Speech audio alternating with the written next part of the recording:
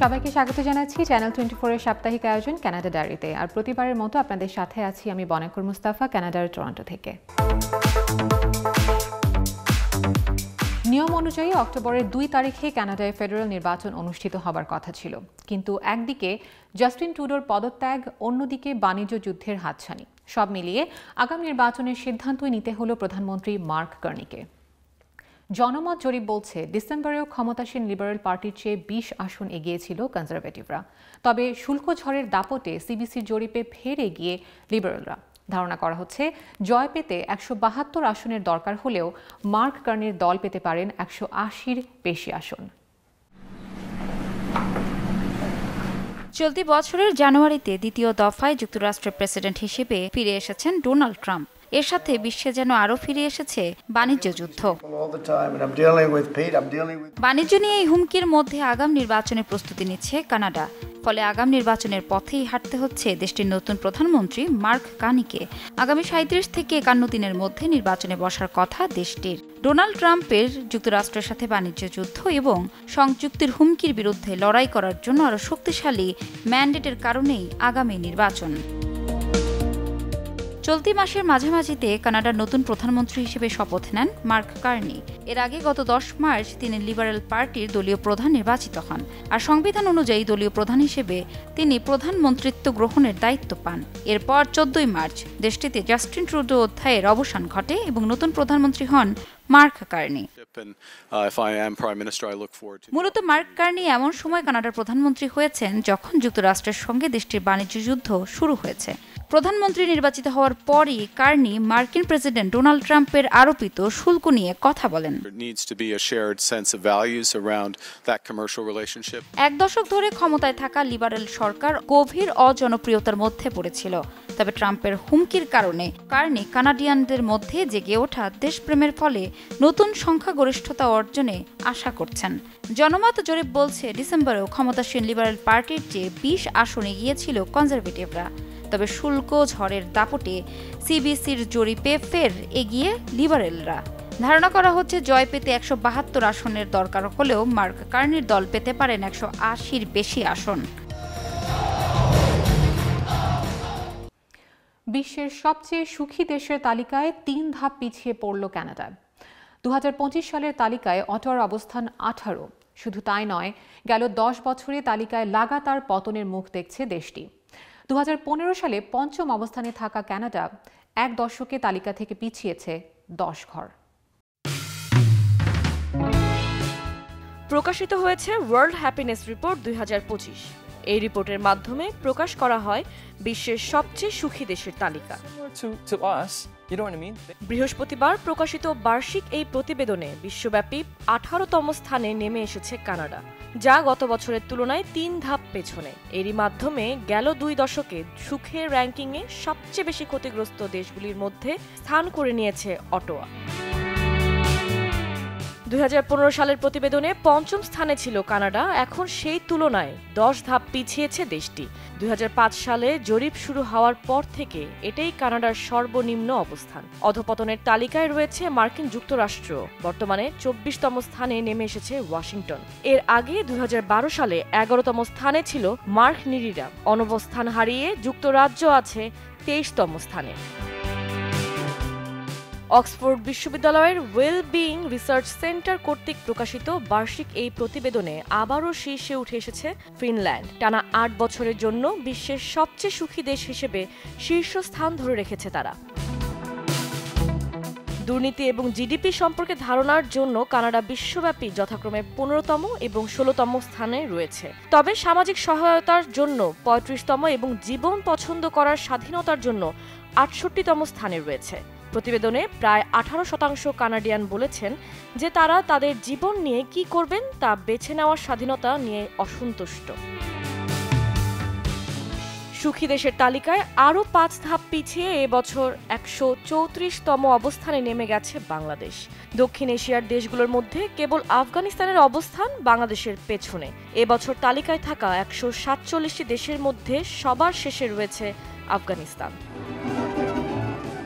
বাংলাদেশ 2024 সালে তালিকায় 129তম, 2023 সালে 118তম এবং 2022 সালে 94তম অবস্থানে ছিল। অর্থাৎ টানা 4 বছর সুখী দেশের তালিকায় বাংলাদেশের শুধু অবনমনই হয়েছে। গাজা এবং পশ্চিম তীরে ইসরায়েলি তাণ্ডবে মানবেতর জীবনযাপন করছে ফিলিস্তিনিরা। একের পর এক শান্তি বৈঠকেও কমছে না ভোগান্তি। গাজাবাসীর এই সংকটে পাশে দাঁড়ালো কানাডা। ফিলিস্তিনিদের সহায়তায় $99 মিলিয়ন বেশি তহবিল ঘোষণা করেছে দেশটি। গাজা এবং পশ্চিম তীরে ইসরায়েলি তাণ্ডবে মানবিক সংকটের মুখোমুখি হওয়া ফিলিস্তিনিদের সহায়তায় $99 মিলিয়ন বেশি তহবিল ঘোষণা করেছে কানাডা। সম্প্রতি গ্লোবাল অ্যাফেয়ার্স কানাডা এক বিবৃতিতে জানিয়েছে, পররাষ্ট্র ও আন্তর্জাতিক উন্নয়ন মন্ত্রী মেলানি জোলি গাজা এবং পশ্চিম তীরে আন্তর্জাতিক সহায়তা প্রদানে জাতিসংঘ, বিশ্বব্যাংক, রেডক্রস এবং এনজিও অংশীদারদের জন্য $99 মিলিয়ন বেশি তহবিল ঘোষণা করেছেন। এই সহায়তা প্যাকেজের মধ্যে রয়েছে অপরিহার্য পরিষেবা পুনরুদ্ধারের জন্য $20 মিলিয়ন, বিশেষ করে যার লক্ষ্য স্বাস্থ্য খাতে এবং দুর্বল লোকেদের সাহায্য করা। আরও $24.55 মিলিয়ন জীবন রক্ষাকারী সহায়তার জন্য বরাদ্দ করা হবে, যার মধ্যে রয়েছে খাদ্য, সুরক্ষা এবং আশ্রয়। এছাড়া $24.7 মিলিয়ন শান্তি ও নিরাপত্তা প্রচেষ্টার জন্য ব্যয় করা হবে, যার মধ্যে রয়েছে মাইন অপসারণ। অপরদিকে অধিকৃত পশ্চিম তীরে অর্থনৈতিক পুনরুদ্ধার এবং শাসন ব্যবস্থার জন্য $30 মিলিয়ন বরাদ্দ করা হয়েছে। বিবৃতিতে বলা হয়েছে, বর্তমান মানবিক পরিস্থিতি টেকসই নয়। কানাডা ফিলিস্তিনি বেসামরিক নাগরিকদের মানবিক সহায়তার অবাধ প্রবাহের অনুমতি দেওয়ার আহ্বান পুনর্ব্যক্ত করেছে। বেসামরিক নাগরিক এবং মানবিক কর্মীদের সুরক্ষা সহ আন্তর্জাতিক মানবিক আইনকে সম্মান করার প্রয়োজনীয়তা রয়েছে। কানাডা দ্বিরাষ্ট্র সমাধানের প্রতি সমর্থন পুনর্ব্যক্ত করে বলেছে, তারা এমন প্রচেষ্টার প্রতি প্রতিশ্রুতিবদ্ধ যেখানে ইসরায়েলি এবং ফিলিস্তিনিরা শান্তি, নিরাপত্তা এবং মর্যাদার সাথে পাশাপাশি বসবাস করতে পারে। কানাডার পেছনে যেন কোমর বেঁধে লেগেছেন মার্কিন প্রেসিডেন্ট ডোনাল্ড ট্রাম্প। শুল্ক আরোপ সহ নানা ঘোষণায় একদিকে যেমন অর্থনীতিকে আঘাত হানছেন তিনি, অন্যদিকে একের পর এক কটূক্তিতেও থেমে নেই। এবারে ফক্স নিউজে দেয়া এক সাক্ষাৎকারে কানাডাকে সবচেয়ে খারাপ দেশগুলির মধ্যে একটি হিসেবে উল্লেখ করেছেন ট্রাম্প। ট্রাম্পের দ্বিতীয় মেয়াদে যেন তার একটি গুরুত্বপূর্ণ লক্ষ্যবস্তুতে পরিণত হয়েছে কানাডা। উত্তর আমেরিকার প্রতিবেশী দেশটির সাথে ধারাবাহিক বাণিজ্য বিরোধের পর ফক্স নিউজে দেওয়া এক সাক্ষাৎকারে মার্কিন প্রেসিডেন্ট ডোনাল্ড ট্রাম্প কানাডাকে সবচেয়ে খারাপ দেশগুলোর মধ্যে একটি হিসাবে উল্লেখ করেছেন। চলমান বাণিজ্য যুদ্ধ এবং কানাডায় জাতীয় নির্বাচনের সম্ভাবনার মধ্যেই এমন মন্তব্য করেন ট্রাম্প। ট্রাম্পের সাথে সমানে টক্কর দিচ্ছে কানাডা। দেশটি প্রতিশোধমূলক শুল্ক আরোপ করে ওয়াশিংটনের উপর। ট্রাম্প তার পদক্ষেপ প্রত্যাহার না করা পর্যন্ত এগুলি বহাল রাখার প্রতিশ্রুতি দিয়েছেন কার্নি। এর আগে কানাডাকে 51তম মার্কিন রাজ্যে পরিণত করার ইচ্ছা প্রকাশ করেছেন ডোনাল্ড ট্রাম্প। তিনি এটিকে সবচেয়ে খারাপ দেশগুলোর মধ্যে একটি বলে অভিহিত করেছেন এবং বাণিজ্য উদ্বেগের প্রতি ট্রুডোর প্রতিক্রিয়ার সমালোচনা করেছেন। সাক্ষাৎকারের সময় ফক্স নিউজের উপস্থাপক লরা ইনগ্রাহাম মার্কিন প্রেসিডেন্ট ডোনাল্ড ট্রাম্পকে চাপ দিয়েছিলেন যে জরিপে দেখা গেছে কানাডিয়ান প্রধানমন্ত্রী মার্ক কার্নির ক্ষমতাসীন লিবারেল পার্টি পিয়েরে পৈলিভরের নেতৃত্বাধীন কনজারভেটিভদের চেয়ে এগিয়ে রয়েছে। এর জবাবে ট্রাম্প বলেন, কানাডার মসনদে কে বসবে সেটি নিয়ে আগ্রহ নেই তার। কানাডার ব্যাংক এবং ব্যাংক অব ইংল্যান্ডের প্রাক্তন গভর্নর মার্ক কার্নি এই মাসের শুরুতে প্রাক্তন প্রধানমন্ত্রী জাস্টিন ট্রুডোর স্থলাভিষিক্ত হয়ে লিবারেল পার্টির নেতৃত্ব দেওয়ার প্রতিযোগিতায় জয়লাভ করার পরে ট্রাম্পের মন্তব্য এসেছে। বিশ্বের যে কোনো দেশের মতোই গেল সপ্তাহটি বাংলাদেশের জন্য ছিল ঘটনাবহুল। চলুন দেখে আসি গত 7 দিনে বাংলাদেশে ঘটে যাওয়া আলোচিত কিছু খবর। দেশে চলতি সপ্তাহটি শুরু হয় ঈদের আমেজ নিয়ে। প্রায় প্রতি ঈদেই বাড়তি লাভের আশায় পুরনো লক্কর ঝক্কর বাসকে দূরপাল্লায় ব্যবহার করেন অসাধু পরিবহন মালিক শ্রমিকরা। এবছর এই প্রবণতার রাশ টেনে ধরতে চায় বিআরটিএ।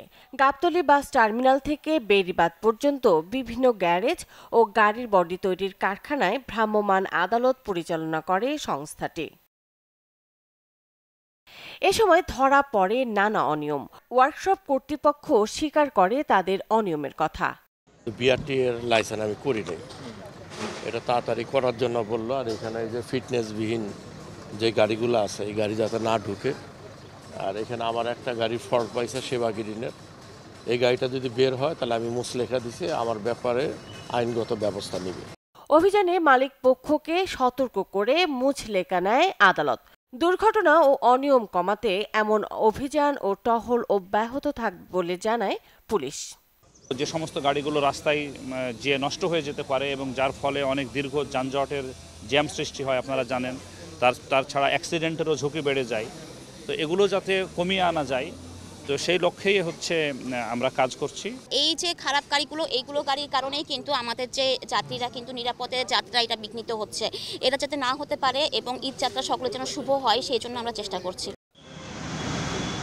গণমাধ্যমকে স্বাধীন, শক্তিশালী ও বস্তুনিষ্ঠ করতে প্রয়োজনীয় সংস্কারের জন্য 18 নভেম্বর গণমাধ্যম সংস্কার কমিশন গঠন করে সরকার।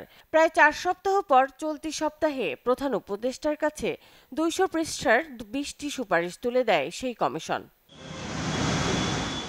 প্রধান উপদেষ্টা আশ্বাস দেন, বাস্তবায়নযোগ্য সুপারিশগুলো দ্রুত কার্যকর করতে উদ্যোগ নেবে সরকার। পরে সংবাদ সম্মেলনে কমিশন প্রধান কামাল আহমেদ বলেন, কালো টাকা, অস্বচ্ছ প্রক্রিয়ায় মালিকানা সহ বহুদিনের নানা অনিয়মে গণমাধ্যম এখন নাজুক। এক ব্যক্তি বা গোষ্ঠীর হাতে একাধিক গণমাধ্যম না রাখার সুপারিশ করে কমিশন। গণমাধ্যমে কালো টাকা ঢুকেছে, এই গণমাধ্যমে মালিকানার সমস্যাটা একটা বড় ধরনের সমস্যায় পরিণত হয়েছে। মালিক হয়েছেন কারা আমরা জানি না, কি পদ্ধতিতে তারা মালিক হয়েছেন। বিভিন্ন দেশে এমনকি খোদ আমেরিকায় ক্রস ওনারশিপ অ্যালাউড না, অর্থাৎ যিনি টেলিভিশনের মালিক তিনি সংবাদপত্রের মালিক হতে পারেন না, আবার যিনি সংবাদপত্রের মালিক তিনি টেলিভিশনের মালিক হতে পারেন না। এবং সে কারণে আমরা মনে করি, কমিশন মনে করে যে one house one media policy implement করা উচিত। কামাল আহমেদ জানান, পত্রিকার সার্কুলেশন ও টেলিভিশন রেটিং পয়েন্ট টিআরপিতে বড় ধরনের জালিয়াতির প্রমাণ পেয়েছে গণমাধ্যম সংস্কার কমিশন।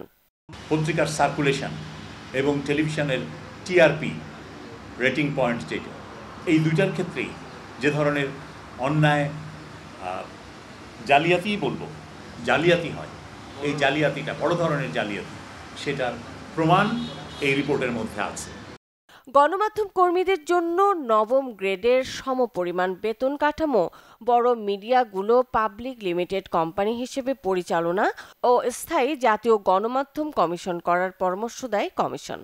বৃহৎ এবং মধ্যম আকারের যত গণমাধ্যম কোম্পানি আছে তাদের উচিত হবে পাবলিক লিস্টেড কোম্পানি করা, শেয়ার ফ্লোট করা। তবে আন্দোলন ছাড়া কাটেনি এই সপ্তাহটিও। আওয়ামী লীগের নিবন্ধন বাতিল ও নিষিদ্ধের দাবিতে রাজপথে তরুণ প্রজন্মের প্রতিনিধিরা।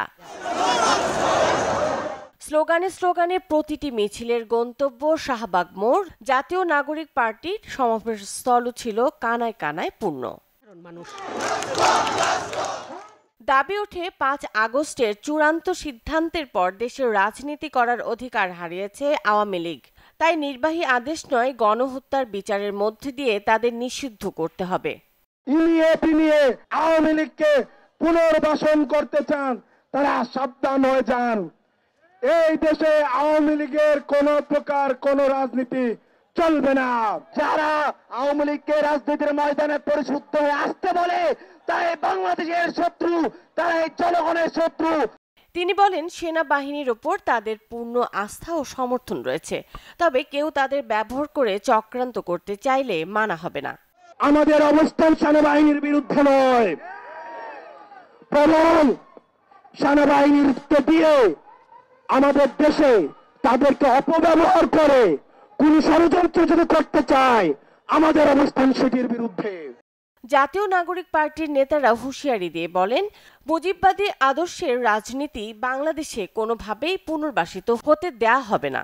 আওয়ামী লীগের নিবন্ধন যদি বাতিল করা না হয়, এই ছাত্র জনতা আবার রাজপথে এসে আওয়ামী লীগের নিবন্ধন বাতিল করিয়েই ছাড়বে ইনশাআল্লাহ। এদিকে আওয়ামী লীগ নিষিদ্ধের দাবিতে ৪৮ ঘন্টার আলটিমেটাম দিয়েছে জুলাই আন্দোলনে আহতদের সংগঠন ওয়ারিয়র্স অফ জুলাই। ঢাকা বিশ্ববিদ্যালয়ের রাজু ভাস্কর্যের সামনে অবস্থান নিয়ে দ্রুত আওয়ামী লীগের বিচার না করা হলে সারা দেশ থেকে ঢাকা অবরোধের ডাক দেন তারা। কোনো ধরনের বিরাজনৈতিকরণ এবং সামরিকরণের চেষ্টা বাংলাদেশে আমরা আর মেনে নেব না। দর্শক, কানাডা ডায়েরির আজকের আয়োজনে ছিল এতটুকুই। দেখা হবে আবারও সামনের সপ্তাহে চ্যানেল 24-এর পর্দায় একই সময়। সে পর্যন্ত সবাই ভালো থাকবেন। আর কানাডা ডায়েরি সম্পর্কে আপনাদের যে কোনো মতামত জানাতে সরাসরি যোগাযোগ করবেন canadadiary@channel24bd.tv এই ঠিকানায়। ধন্যবাদ সবাইকে।